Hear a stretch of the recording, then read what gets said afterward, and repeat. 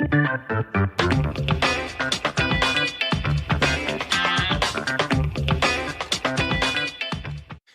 and welcome to another episode of the Real Estate Investing Club. I'm your host, Gabe Peterson, and this is the place investors go to gain actionable advice, learn about current market trends, and hear war stories from other professional investors out there in the field today. Before we get started, I have two quick housekeeping items for you. First, if you like this episode, we would very much appreciate a like, subscribe, and share. It is the best way to support the show and keep it running far into the future. Second, if you're a new investor looking to get started in real estate or an experienced investor looking to take your investing to the next level, I've created an ebook just for you that will cover how to find deals that are actually deals, how to finance those deals with little to no money down, and how to exit those deals for maximum value. On top of that, I throw in an insane amount of free bonuses that you'll have access to once you buy the ebook.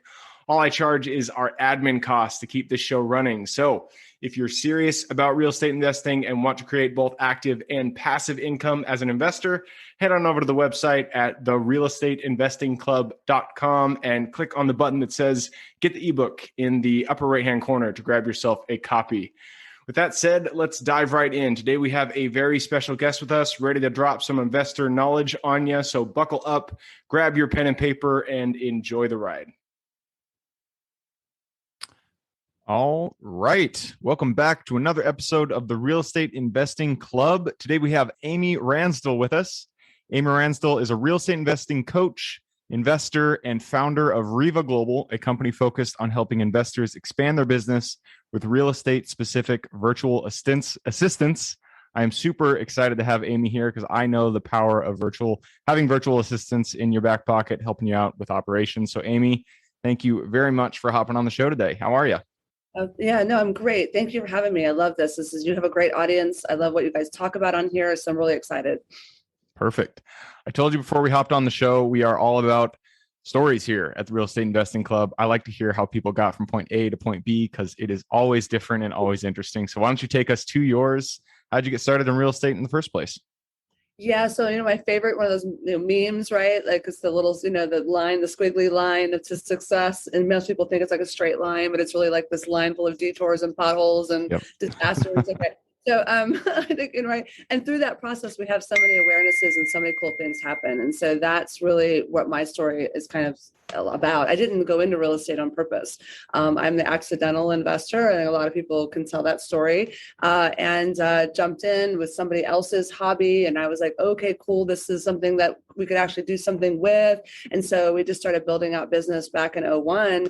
I started in the world of short sales. I was a glutton for punishment. I was doing them before short sales were cool. Like nobody even talked about them. Banks didn't even have short sale departments back then. So we mastered the process and built some national notoriety within that niche. We did hundreds of those between 2001 and 2009.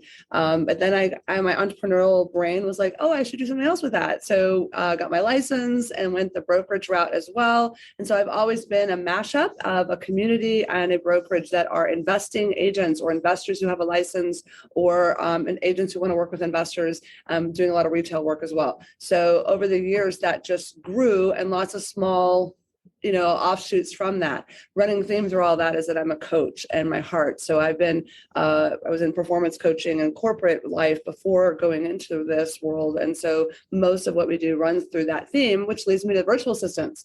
You want to help people scale their business and be more efficient and really have, the fulfillment of achievement, right? Which is what everybody wants. One of the only paths to that is to take a lot of crap off your shoulders. Otherwise, you're going to be doing, mundane, overwhelming burnout tasks every single day. So you got to scale by having good, solid support, and therefore Riva Global was born. And I'm not the founder. The founder is Bob LaChance. I encourage people to go look him up. He's a rock star. He does a ton of investing himself. It was an idea that was born, I guess it was 9 years ago now. I am part of the executive team that helped build this up and runs it. And absolutely, it's one of my most favorite things we've ever done was building that company. So perfect. I love it. So you, an accidental investor. I like that kind of title, because that does seem to be a lot of investors out there. Like they weren't specific. They didn't get out of college like I need to be an investor. It's just something that kind of happened along their way. They realized they loved it and they just kept going down that route. And it sounds like that was your story as well. Yeah, I mean, I was entrepreneurial before I was an entrepreneurial person. I was that kid that like made the bracelets and sold them in school and had paper routes. And like, I was always entrepreneurial. So it fit within that bucket. But I mean, for everybody listening, I was a biochem major who ended up getting an art degree, who went into training, performance, and development corporately.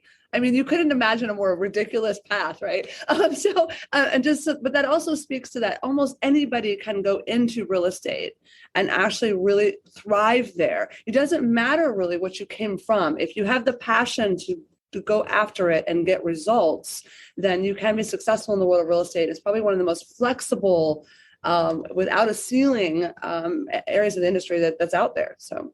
Absolutely. Yeah. And you mentioned that, I don't know if it's a meme, but it's kind of, that picture that's always out there where it's like the dude who's standing at the point A and he's like, I want to get to that point. And then it's a straight line. Then he says, well, I don't know. The other one's reality and it's just a squiggly line. And that is totally how entrepreneurship works. It's not linear. You always think it's going to go one way, but it goes another way. And so you just zig and zag with it and you end up eventually in a great place. Oh, well, you hope, right? As long as you keep your eye on the prize, you got to have that clarity of destination. So at least if you have that, then be okay with the best laid plans, of mice and men do change, right? So as long as you can handle that and feel like there's possibilities and excitement and learnings within all of that, all of it works for you. Just keep your eye on the prize. So. Yep. And one of the most important things when you are reaching your goal, if you have your eye on the prize and you really want to get to that destination, is help. You need somebody. Nobody can do it alone. We are not solo. You might consider yourself a solopreneur, but I guarantee you are not the only one that's working towards your goal with you. And that's why we have virtual assistants. And virtual assistants, I use them. They are fantastic. And so I'm really excited to kind of dive into this topic and learn a little bit from the behind the scenes. I mean, you guys run a virtual assistant company. And so learn a little behind the scenes and what you guys recommend when it comes to applying virtual assistants to a real estate investing company. Yeah, absolutely.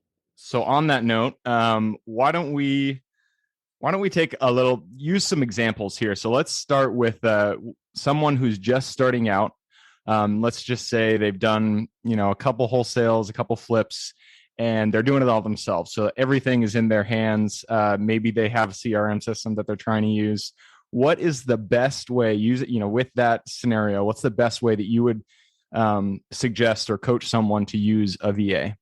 Yes. Okay. So if we're really talking about that 180-degree spectrum, and we're really at the very beginning of the line, right? Then I always suggest with people, your first virtual assistant hires are going to be VAs within the realm of lead generation, lead nurturing, generate business. Right? You need revenue. You need to grow your pipeline. And so, and you will, if you're the only one growing your pipeline and you're also distracted by all kinds of other things reactionary in the growth of your business, you're going to hit the law of the lid very quickly, and that will lead to some frustration. So keep the pipeline growth happening consistently, no matter what's going on with you, right? And that's what a virtual assistant can immediately step in and do. So cold calling, text message marketing, handling direct mail campaigns, updating CRMs, research, skip tracing. I mean, all the things in that realm. Yep, absolutely. I've done all of those with VAs. It really is. Once you get a VA to help you with lead gen, it takes a big burden off your shoulders because lead gen can take a lot of time. It's amazing. Oh, it's amazing. I have a VA. We have several for my real estate team, right? So I have an acquisitions team and brokerage team as well that I still run, right? And so I have virtual assistants that support that team. I mean, Oz is a rock star. He nurtures hundreds of leads a day for us. He takes care of all the warm leads that come in. He sets appointments every day for us. Like I just go check and there's new appointments on there. And that's not us. That's a virtual assistant doing it. He's a complete rock star. So, and I don't have to think about it. I just know we're going to have appointments. Now, obviously I work with him, grow him. There's effort in growing him and his skills, and we can come to that later. But it's amazing to know I have that consistent work happening. Yep, absolutely. So we got the very beginning. If you're just starting a company, you're just starting your real estate business, you really want to build that pipeline. You want to hire a VA to help you bring the leads into your company. So now that we've established that, the next step is operations. So what is a good way to apply a VA, to hire a VA to help with the operational side of, say, running an investment firm? Yeah, absolutely. So there's, I think, probably multiple buckets there. If a client calls me, right, to do a strategy session with them, we kind of do a little mini quasi coaching session, if you will, to figure out where their stuck points are, right, where are their strengths and weaknesses, and where do they need someone to fill gaps, right? Once people start growing their investment thing, there's a couple things that happen. If they're heavily on construction and rehabbing, bringing a virtual assistant in to come handle, getting bids lined up, getting bids information back, searching, sourcing materials, organizing receipts, bookkeeping, that can all be given to a virtual assistant. If you're holding rental properties, property management, oh my goodness, almost everything we do in the world of property management outside of actually the inspections of the properties can be done by virtual assistants, right? So you can hand all of that off. And then for some people, you're just, overwhelmed with administrative things, right? So I always tell people it might be time for a personal assistant at that point that's helping manage your inbox direct messages, your email support. They're helping set appointments. They're helping run your life. I have a personal assistant, virtual assistant, who's amazing, right? I love him, and people meet him all the time, and they want to meet him in person, and like, oh, he's not here. I'm like, no, he's not here. He's in another country. But and then the fourth bucket, I would say, for a lot of people, depending on where you are in that growth, you probably are starting to do a lot of branding and marketing for the company brand itself, right? Maybe, and so now you're talking about content management, social media management, that kind of thing. So you can actually bring a VA in to do all of that for you as well. Video editing, podcast editing, like things like that can be done virtually. Yep. No, I cannot live without my my VA for my podcast. That is, if anybody's thinking about a podcast out there, definitely start out with a VA. Yes.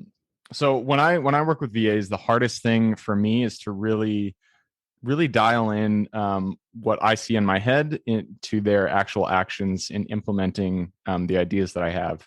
So what are some good advice tips that you can give for training your VAs to kind of think like you? Oh, goodness. Okay. So this is the hardest part. And this is the stuck point where a lot of people will like procrastinate on hiring the VA because they're like, well, I don't know how to take what's in here and give it to them. Or I don't know what to have them do. That's the other big question we'll get, right? So the first step I always tell people to get stuff out of your head, the first thing you have to do is write down everything you do.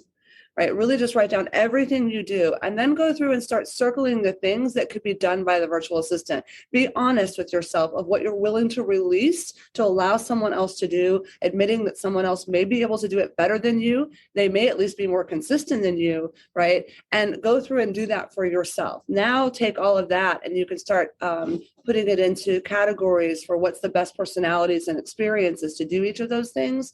Once you start to figure out what those things are that you're going to outsource, then I always tell people every time you think of something or you're going through that list, right, take 5 to 10 minutes and record yourself doing it because you've been doing it for a long time. So if you, for instance, skip tracing, that's not that hard to do, but say you have a specific way you do it. You use a certain tool, you log in, you want the data to go in a certain place, whatever that may be. Great. Take 5 minutes, screen record yourself doing it, audio and recording, so that you have mini trainings for the virtual assistant. That way they can just jump in and retrain themselves repeatedly anytime they need to retrain on that task. They also don't ask you questions. They know to go reference the training. And if you wanted to expand more VAs and so forth, you've got it done. So for me, become a habit. Anytime I think of something, I'm like, okay, let me figure out how I can put that into a training format, record myself doing it. And now I have a way to get it out of my head to someone else, if that makes sense. No, absolutely. And I just use, I know it's probably not the correct way or the best way, but I just use Zoom to record my awesome sessions to instruct my VAs what to do. I'm sure there's better stuff out there, but Zoom works. Zoom works and it's become so much more robust as a tool. I'll share with people. I use Snagit, which is just it's a screenshot tool, but it's just so quick. It has this little button on my screen that's just there permanently, and I can just grab it real quick. So it's whatever works for you. There's no right or wrong. Okay, everything's right as long as you're doing it. Okay, so the only wrong is not doing it. So Zoom is great. It's awesome. Yep. Okay, so there's a ton of things that VAs can take over. A lot of operational tasks, a lot of things in the lead gen category of activities. But what are the things that you think a VA should never take over? What are the things that you should not delegate to a VA?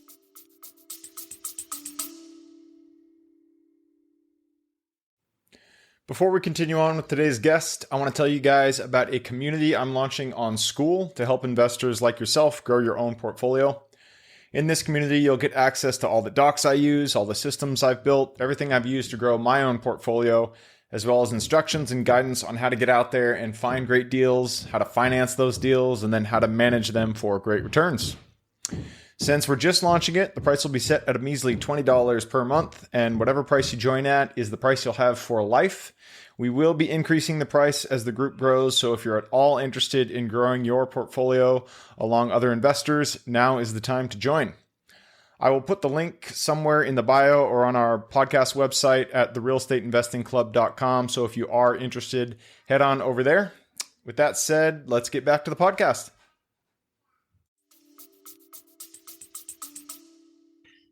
So for everybody's business, this answer is going to be different, okay? Because there are extremely talented virtual assistants all over the world, all right? We're very blessed, especially with Reva, because of the way we hire talent there. But here's the thing. In your personal business, you're going to know what is the most highest revenue generating, most important decision-making activities for your business, okay? And if you know that you truly are the one that's best to be doing that, then that is the last thing you outsource. Okay. So for example, I have a friend of mine who is excellent at meeting with seller acquisition stuff. Like he is just a rock star at that. It really is the best thing that he does. And it's the highest revenue generating portion of his business as he measures it. So for him, it's easy for him he outsources everything else in his life. Like literally even have his groceries delivered. I mean, like it's everything, right? So that he can just do that, right? Now for someone else, that might not be where you're best at. It may be something else. So you've got to figure out what are those things for your business so that you have more time to do what generates a lot of money. Okay. That's where you want to put yourself, where your whole day is just generating money. And this, by the way, applies for your team members too. And if you have in-office team members, empower them with virtual assistants. What if you asked one of them, hey, do you know what the most important thing is you do every day? They'll know. Right? And what generates the most money for our company? They'll know. And then ask them, well, how would you feel if you got to do that all day? Right? And take stuff off their plate so they can do stuff all day to support your business to make more. So it's that. I hope I answered that well, but that's generally what it is. Yeah, no, absolutely. And that was kind of leading the question. That, I mean, for me, it's anytime talking with a seller, that is not a thing that I would ever, or at least negotiating with the seller, I would not put that on a VA's shoulders. But most other things that you can, I mean, especially in operations, I don't know, I can't go on enough about VAs. They're spectacular. When it comes to the type of VA that someone hires, do you recommend US based or English country based VAs, or do you guys just go all over the world wherever you can hire them?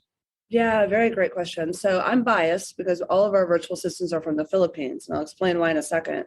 But I wanted to say something about you just said about the VAs, because this applies to this question as well.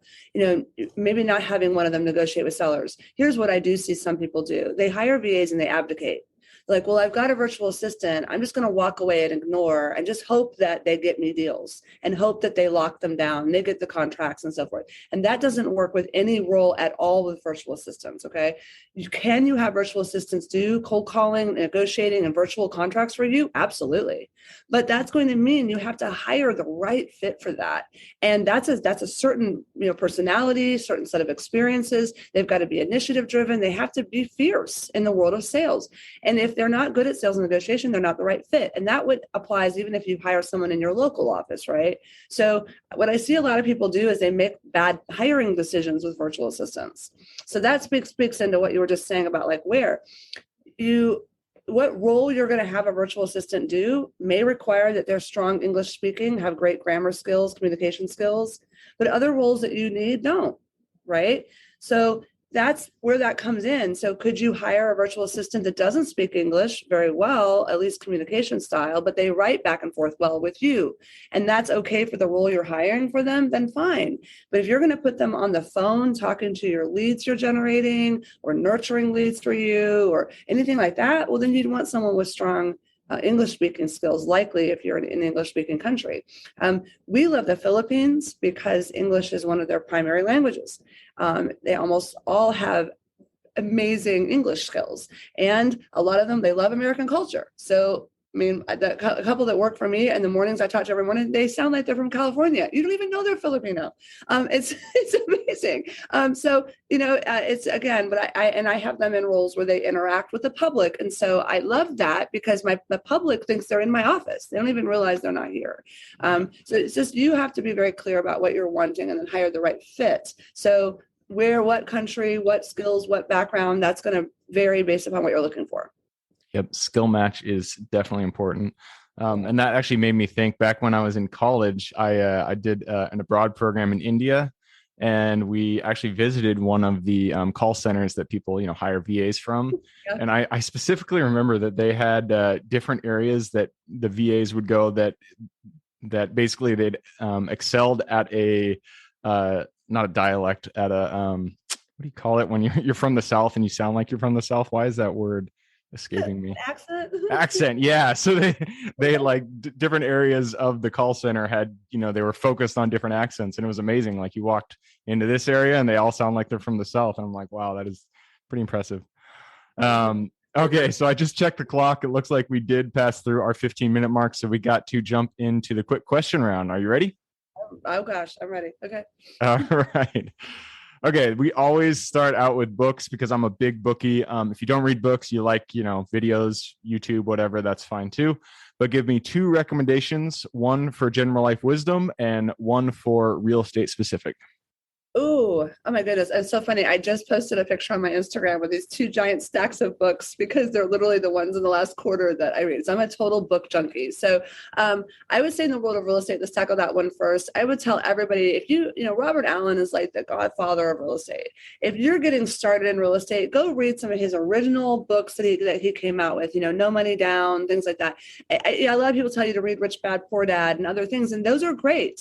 But I think a lot of us sometimes forget about some good tactical learning, and I love his approach. So if somebody's listening and you haven't pulled out some old Robert Allen books on no money down investing, you will thank yourself 100 times over. So that there. A Words of Wisdom book. Oh boy. Oh my gosh, there's so many good ones.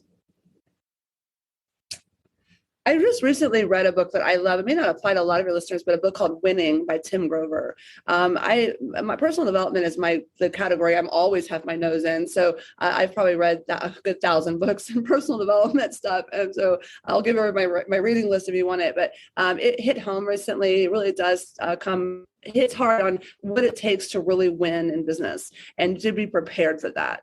Right? Like a lot of times we think it's going to be easy, and it's not, right? It can create easy. It can create the freedom that nothing else can create, but you're going to have to put in a lot of work to win. And so it's a good book for that. Perfect. I love it. So books by Robert Allen and then Winning by Tim Grover. I will have to check out that second one. I haven't picked that one up yet. All right, moving on.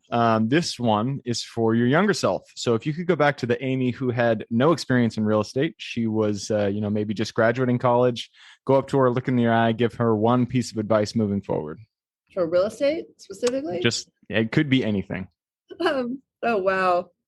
Well, real estate came to mind. I would have told my younger self to have bought a lot more property. Just buy, and buy, and don't sell any of it. Just hold on to all of it, right? I really wish that was something that I understood at a much younger age. So there we go. That seems to be the advice that most, veteran real estate investors have, is that they just wish they hadn't sold. And myself included. It's just it's amazing, especially appreciation. If you're in a good market, it's amazing what appreciation can do. Absolutely. All right. Next question. Habits are the foundation of our life. So if you could point to one thing that you feel contributes the most to your overall health, well-being, and happiness, what would that be? Oh, I love that question. So I have a whole routine that we call Power 90 that we actually live by, and my community does. But I would tell everybody, very important every day, I believe, is to get crystal clear on a reminder of what your higher intention is for your higher self, that you really need that filter for your day. And so if you can spend time every morning truly associating into what the future feels like of you living to your truest and most highest intention, that will take into your day strength to filter things, filter distractions, stay on target, not let negative energies take you off course, like, because you're so laser focused in on that. And I believe that has to be part of a morning mantra for anyone. And I do it by meditation. It's whatever floats your boat, but definitely that. Perfect. I love it. All right, next question. This one is your Superman strength. We are all gifted with something that we specifically are very good at. Nobody has an exception. We all are good at something. So what is the thing that you feel you are most exceptional at? Oh my gosh. I feel weird saying this out loud, but it's the truth. I love helping people. So I'm a coach's heart. I am that giver coach heart. And so to me, that is my superhero strength. Anybody can walk in my door and I will send them back out, walking on the balls of their feet, feeling empowered to do what they need to do. And that's something that I've always had since I was a little kid, and I love it. Perfect. I love it. All right. Next one is about real estate specific. The United States is a very big place, so there are many places to invest in. What is the area that you are most excited to invest in next? Oh, I love that question. So I am in the Atlanta, Georgia market, and we love our markets. It's so diverse, but I am keenly interested in working a lot more in Florida now. That's just because of for me specifically, I have some goals there. I would encourage everybody to look beyond your local markets, just period. So let me just say that, like, for the first time, and I can't even admit I'm saying like this all these years in business, but for the first time, we really are not thinking about our backyard anymore. We're truly measuring other markets. So looking at places like Idaho, Arkansas, like, for whether we want to pick up long-term rentals, you want to do short-term rentals, looking at other markets, like, allow yourself to look beyond your backyard. So that's really my answer to that. Awesome. No, I love it. I live in Seattle, and Seattle is just ridiculous in terms of real estate prices. And so the last 4 self-storage I bought have been in Texas and Arkansas. You gotta, if your backyard is not, if there's something about it that you don't like, definitely look outside to different borders. Don't be afraid to do that. Go find a network of mentors that are also working in virtual markets so they can support you as to what they discovered in that process, and go for that. Do it, right? Because again, that will serve your higher intention, and you may not be able to serve that where you are, right? So absolutely. That brings us to our very last question. You've given us a lot of good advice. I'm sure people want to reach out and say hi. So what is the best way for them to do that? Yeah. Okay. So first of all, I'd love to help everybody here discover what they could do with a virtual assistant. So you can go to thinkriva.com and just book a strategy session, 15 minutes with our intake team, and just tell them what you're kind of thinking about doing. Let them help you think that through. And let's get you some virtual assistants on board. You will be shocked at all the things that they can do. It is amazing. I have a guy that he has an astrophysics degree. Like, he blows me away as far as intelligence goes, right? I mean, you have no idea like what you could actually hand off, and sometimes we hold back. So thinkriva.com. Encourage people to find me on Instagram. It's Amy Ransdell _coach. Love to follow along with everybody's stories. Don't hesitate to reach out. Find Riva Global on Facebook and LinkedIn. Perfect. All right. So thinkriva.com. I will put that URL in the show notes. So if anybody out there wants to reach out and say hi to Amy, go ahead and click a little more in the description. It'll pull down the full description in there. You can find thinkriva.com. Awesome. Well, Amy, again, thank you very much for hopping on the show. It's been a pleasure. Thank you. This is great. I really appreciate it. I'm honored. Absolutely. And for everybody who's here with us today, thank you guys for showing up. You are the reason we do this. So if you have any questions whatsoever, reach out to me, Gabe at therealestateinvestingclub.com. Other than that, I hope you guys have a great week. Keep rocking real estate, and I look forward to seeing you on the next episode. Thank you for joining us for another episode of the Real Estate Investing Club. I hope you guys enjoyed the episode as much as I enjoyed putting it on, and we're able to pull some actionable advice that you can apply in your own investing today in the field. Before you go, we have a gift for you. If you're a new investor looking to get started, or an established investor looking to take your investing to the next level, I've created an ebook just for you, available on our website. This ebook will cover how I was able to create both active and passive income in real estate with very little money to start with. In it, I will address the 3 most often cited obstacles new and veteran investors run into by showing you how to find deals that are actually deals, how to finance a deal with little to no money down, and how to exit those deals for maximum value. And if you get the ebook today, I am throwing in a bundle of bonuses, 7 of them to be exact.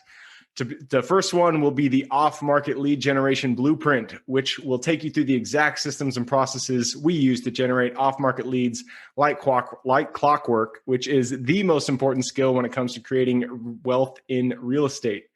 The second bonus is the A to Z REI systems and vendors guide, which will allow you to peek under the hood of our business and see the exact tools, systems, and even the vendors we use to see the success that we do.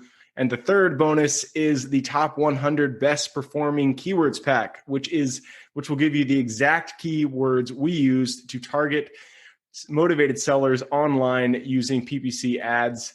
The fourth bonus is our contracts bundle for wholesaling and renting real estate, which will give you access to all the contracts we use in the field to execute all different types of transactions. After that is the Investors Quick Analysis Calculator and Offer Tool, which will allow you to quickly calculate whether a deal is an actual deal and will allow you to create an offer automagically from those calculations. This is a lot of bonuses that I said. I'm just going to keep going down the list. Number 6 is the Investors Daily Success Tracker, which is a tracker you can use to ensure you are taking the right actions day in and day out to reach your financial goals in real estate. And the last bonus is the Wholesalers Template for Quick Assignment Cash, which will give you the templates we use to present our wholesale deals professionally and efficiently to our buyers. Whew, that is a bundle. So it's a mouthful. You get all of those bonuses for free when you download the ebook. All we charge is the admin cost to run the show. So if you're interested in the ebook and the bonus bundle, head on over to the website at therealestateinvestingclub.com. Click on Get the Ebook Bundle at the top of the page to take advantage of that deal. And with that said, I hope you have a fantastic day and even better week. Keep rocking real estate, and I look forward to seeing you on the next episode.